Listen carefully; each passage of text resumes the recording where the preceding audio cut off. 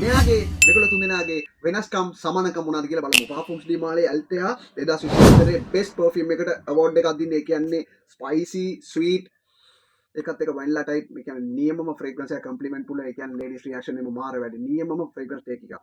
ඒ fragrance වලට inspired කරලා ගහපු එක තමයි worldwide massive hit එකක් වුණ liquid brand එක. liquid brand එක Parfums de Marley වලට ඒ කියන්නේ Althea වලට 85% 90% same. එකත් එක මේකේ අර කියන්නේ අර punch of cinnamon එක පොඩ්ඩක් වැඩි. ඒ කියන්නේ ඒක නහයට තේරෙනවා. ඒ කියන්නේ more wearable ඇවිල්ලා මේක ඇවිල්ලා evening time වලට. ඊට පස්සේ ආව Adlage vanilla dunes. vanilla dunes එකේ තියෙන විශේෂත්වය තමයි vanilla dunes එකේ තියෙන ඒ vanilla එක මාරම smooth. ඒ කියන්නේ liquid brand එකයි vanilla dunes එකයි ඒ කියන්නේ smell කරාම almost එක වගේ තමයි තියෙන්නේ. හැබැයි vanilla dunes එකේ තියෙන ඒ vanilla type එක මාර smooth. මේකේ අර vanilla එක්ක අර spicy mix එකක් එක්ක cinnamon punch එක තියෙනවා. ඊළඟ තමයි අහමඩල් මග්‍රිබි බ්‍රූලි. අහමඩල් මග්‍රිබි fragrance ගැන ඒ users දන්නවා කොහොමද quality එක කියලා ඒගොල්ලන්ගේ.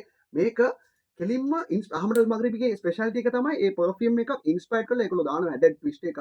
ආයේ නෑ superb. මේක ඒ කියන්නේ මේ Althea එකත් එක්ක 80% 75% 80% mix එකක් එක්ක මේගොල්ලෝ added දානවා milk and caramel note එකක්.